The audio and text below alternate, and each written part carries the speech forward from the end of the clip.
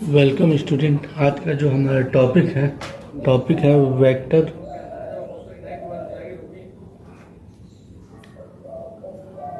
Analysis. इसमें हम vector के बारे में पढ़ेंगे। वेक्टर क्या होता है, वेक्टर के कितने प्रकार होते हैं, वेक्टर का ऐड कैसे किया जाता है, वेक्टर का सब्ट्रैक्ट कैसे किया जाता है। तो चलिए स्टार्ट करते हैं। सबसे पहले वेक्टर क्वांटिटीज क्या होती है। तो ऐसी या सबसे पहले हम जानते हैं कि जो राशियां होती हैं, भौतिक राशियां दो प्रकार की होती हैं। एक होती है सदिश, जिसे हम कहते हैं वेक्टर क्वांटिटीज, और दूसरी होती है अदिश, जिसे हम कहते हैं स्केलर क्वांटिटीज। तो यहाँ पर ऐसी क्वांटिटी जिसका डायरेक्शन या दिशा और मैग्नीट्यूड परिमाण दोनों जो होते हैं,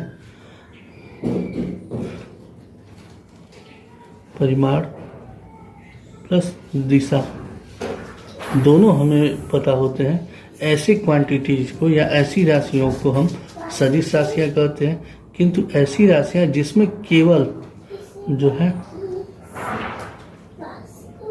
परिमाण होता है, दिशा नहीं होती है, ऐसी राशियों को हम अदिश राशियाँ कहते हैं। यहाँ पर अब सबसे बड़ी बात यह है कि कोई भी सदिश राशि को कैसे डिनोट किया जाता है। तो सदिश या वेक्टर क्वांटिटीज को हम जो है हमेशा एक एरो के द्वारा डिनोट करते हैं। तो एरो की जो लेंथ होती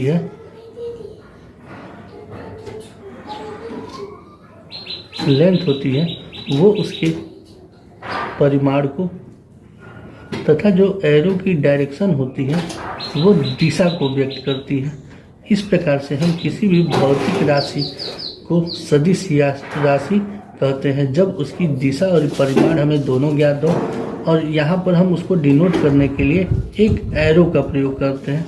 तो इस तरह से हम किसी भी ग्राफिकल में व्यक्त करने के लिए एक एरो के द्वारा व्यक्त किया जाता है, तो उसे हम सदिश राशि कहते हैं। जैसे कोई अगर ये कहा जाए किसी भी ऑब्जेक्ट की वेलोसिटी जो है 8 मीटर पर सेकेंड है, तो यहाँ पर वेलोसिटी के ऊपर अगर एरो लगा हुआ है तो हम निश्चित रूप से कहेंगे कि वो वेलोसिटी है, वेग है।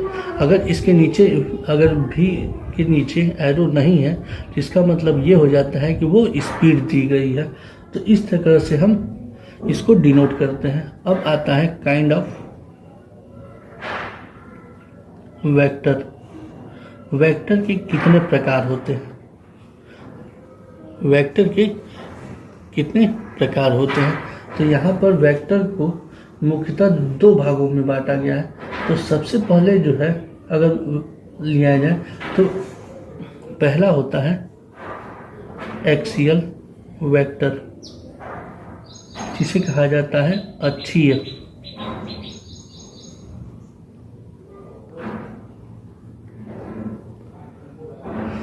सदिश, यह जो है एक ऐसा वेक्टर होता है जिसमें जो है रोटेशन इफेक्ट दिखता है, तथा जिसकी दिशाएं जो होती हैं राइट हैंड रूल या स्क्रू रूल के अनुसार जो है घूर्णन अक्ष के अनुदिश होती हैं। तो जैसे इसके एग्जाम्पल अगर ले लिए जाए तो कोणीय वेग, जिसे हम एंगुलर वेलोसिटी कहते हैं, ओमेगा से डिनोट किया जाता है। सेकेंड होता है angular acceleration, angular momentum L, etc. और यहाँ पर इसको अगर हम डिनोट करना चाहें तो ये अगर हम ले लें तो यहाँ पर इस तरीके से अगर एक एक्सिस ले लिया जाए तो ये इसके जो है ये जो है अक्षीय सदिश को डिनोट करता है, अक्षीय सदिश। और इसकी जो डायरेक्शन होती है वो एंटी क्लॉकवाइज होती है। उसी तरीके से अगर हम इस तरीके से डिनोट करें क्लॉकवाइज डायरेक्शन, ये भी हो जाएगा। जबकि जो है पोलर में वे सदिश जिनका सेकेंड है पोलर वेक्टर, तो ऐसे वेक्टर जिसे हम कहते हैं ध्रुवीय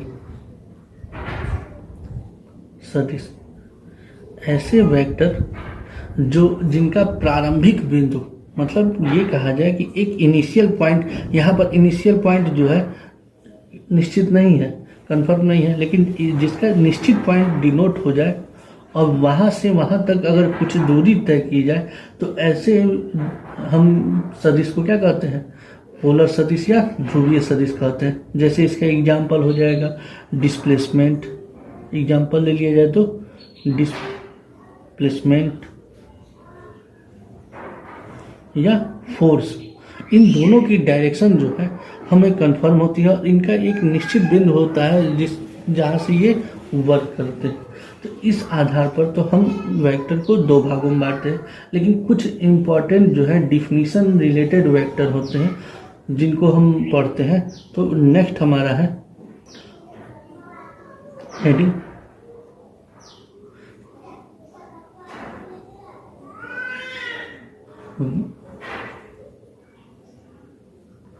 some important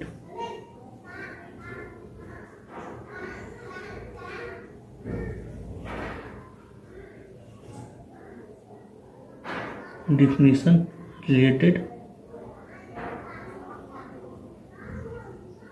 to vector। वेक्टरों से जो है कुछ महत्वपूर्ण परिभाषाएं इनसे संबंधित है। तो पहला जो वेक्टर होगा इस फॉर्म में अगर डिनोट किया जाए तो इक्वल वेक्टर, जिसे हम समान वेक्टर कहते हैं, समान वेक्टर या समान सदिश कहा जाता है। इसमें होता क्या है, ऐसे वेक्टर हो जिनकी, जैसे हम x और y एक्सिस पर ले लेते हैं, जिनकी दिशा और परिमाण दोनों, जैसे a और b जो है वेक्टर, ये दोनों आपस में बराबर हो और इनकी दिशा और परिमाण दोनों बराबर हो, तो ऐसे वेक्टर को हम कहते हैं इक्वल वेक्टर और इसे हम डिनोट करते हैं a इक्वल टू b। ऐसे वेक्टर जिनके जो है परिमाण और दिशा जो है those vector which have same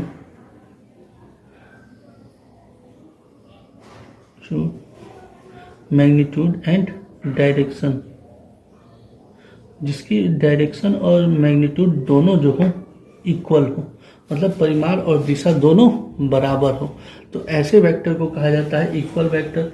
बल्कि इसी के अपोजिट दो है ऐसा वेक्टर, सेकंड हो गया हमारा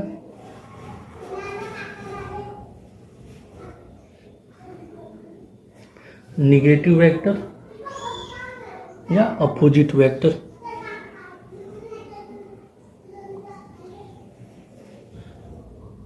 ऐसा वेक्टर जिसकी परिमाण तो बराबर हो किंतु दिशा जो है वो अपोजिट हो, तो ऐसे वेक्टर को हम कहते हैं, ये वेक्टर जो है निगेटिव वेक्टर हो जाएगा। नेक्स्ट हमारा है अनइक्वल वेक्टर। इसमें हम देखते हैं कि ऐसा वेक्टर जिसके परिमाण समान हो लेकिन दिशाएं अलग हो, परिमाण या दिशा दोनों अलग हो, इस तरह के वेक्टर को हम कहते हैं अनइक्वल वेक्टर। जैसे एक वेक्टर ए और दूसरा वेक्टर बी, ये दोनों अनइक्वल होंगे। इसी तरीके से एग्जांपल में ले लिया जाए, एक वेक्टर ए बहुत बड़ा हो, दूसरा वेक्टर बहुत छोटा हो, ये दोनों भी अनइक्वल हो जाएंगे। इसी तरीके से एक वेक्टर ऐसा ले लिया जाए और दूसरा वेक्टर इस तरह से ले लिया जाए, इनकी भी दिशा और परिमाण दोनों जो हैं डिफरेंट है, तो ऐसे वेक्टर को हम क्या कहेंगे? Unequal vector. Next type of vector जो होता है जीरो वेक्टर। ऐसा वेक्टर, ये जीरो वेक्टर जो होता है ऐसा वेक्टर हो जिसका जो है मैग्नीट्यूड जीरो हो और जिसकी दिशा जो है निर्धारित नहीं किया जा सके, जिसको डिफाइन न कर सके डायरेक्शन को, और जिसका मैग्नीट्यूड जीरो हो, ऐसे वेक्टर को हम क्या करते हैं? जीरो वेक्टर करते हैं। जैसे ए वेक्टर कोई दिया गया है, इसमें अगर हमें यहाँ माइनस ए वेक्टर ऐड करना हो तो इसकी जो मैग्नीट्यूड निकलेगी वो जीरो निकलेगी। तो इस तरीके से हम ऐसे वेक्टर को क्या करते हैं? जीरो वेक्टर करते हैं। इसी तरीके से एक वेक्टर दिया गया हो जिसकी में कोई भी मैग्नीट्यूड नहीं हो और उसके साथ दूसरा वेक्टर मल्टीप्लाई करना हो, तो ऐसे वेक्टर को भी हम जीरो वेक्टर कहते हैं। नेक्स्ट टाइप ऑफ हमारा जो वेक्टर होता है 5 यूनिट वेक्टर।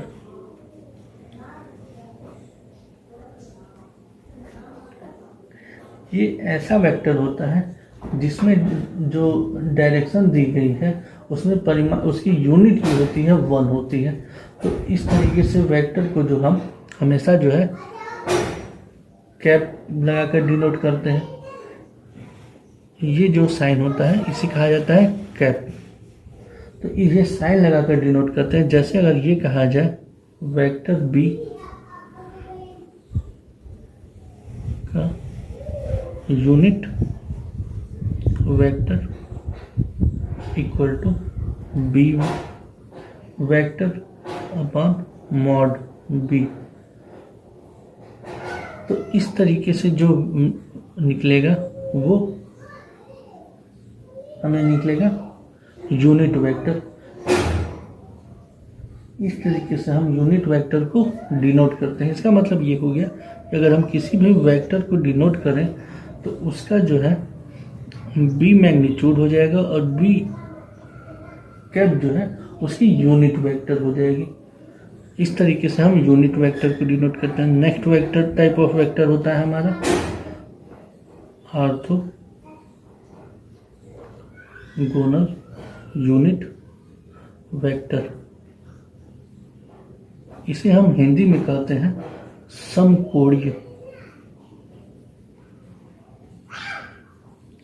समकोणीय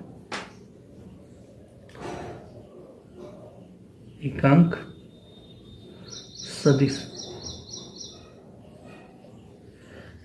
इसमें हम करते क्या है, जो हमारे एक्सिस होते हैं X Y and Z, axis को जब हम वेक्टर में क्रमशः वेक्टर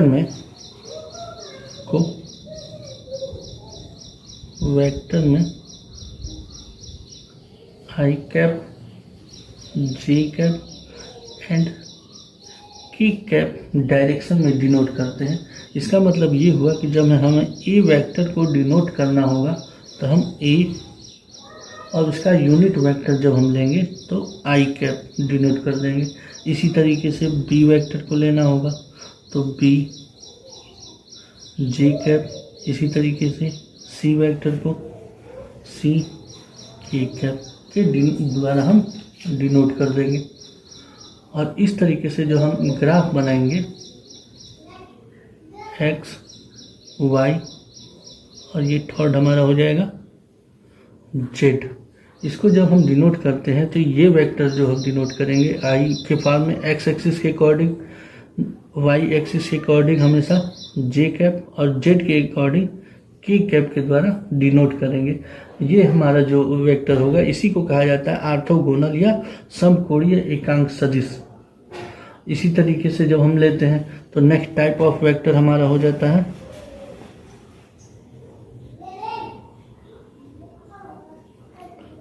को प्लेनर वेक्टर।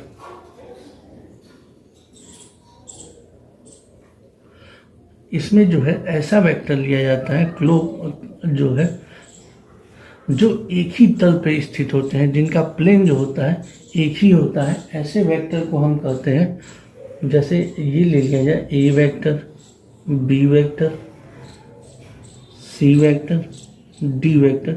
और इसका कहा जाए कि ये चारों जो वेक्टर हैं एक ही प्लेन में हैं, तो ऐसे वेक्टर को हम कहते हैं जो है कोप्लेनर या समतलीय, जिसका तल जो है इक्वल हो, जिसका तल जो है सम इक्वल हो, तलीय वेक्टर। ऐसे वेक्टर को कहा जाता है कोप्लेनर। उसी तरीके से कोलाइनियर वेक्टर होता है। नेक्स्ट को लाइनियर वेक्टर, तो इसमें ऐसा वेक्टर लिया। अब देखिए इसे कहा जाता है संरेखीय, मतलब एक ही रेखा में, मतलब ऐसा जिसका कार्य रेखा समांतर हो, चाहे उनकी दिशा विपरीत हो, लेकिन हमेशा उनके बीच जो एंगल बनता हो, एंगल वो 0 डिग्री और 180 डिग्री हो, तो ऐसे वेक्टर को हम कहते हैं कोलाइनियर वेक्टर। इसी तरह से को इनिशियल वेक्टर होता है।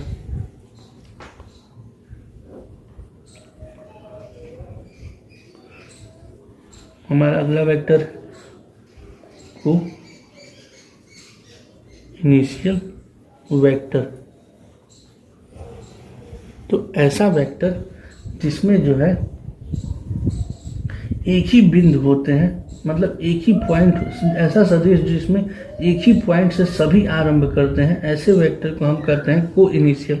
मतलब जो सभी के पॉइंट हो वो सेम हो, तो ऐसे वेक्टर को हम कहेंगे को इनिशियल वेक्टर। इसका मतलब ये हो गया कि एक पॉइंट है, यहाँ से भी एक वेक्टर ए स्टार्ट हो, यहीं से वेक्टर बी स्टार्ट हो, यहीं से वेक्टर सी स्टार्ट हो, यहीं से वेक्टर डी स्टार्ट हो, तो ये जो ऐसे पॉइंट बनाते हैं उसे कहा जाता है को इनिशियल वेक्टर। इस तरह से अलग अलग वेक्टर के हमारे पॉइंट होते हैं। नेक्स्ट वीडियो में हम देखेंगे किसी भी ग्राफिकल मेथड से वेक्टर को कैसे ऐड किया जाता है, सब्ट्रैक्ट किया जाता है, उसके प्रॉपर्टीज़ को पढ़ेंगे। और उसके प्रॉपर्टीज़ को पढ़ने के बाद हम उसके कल्चर को समझेंगे और उसके गुणों को समझेंगे।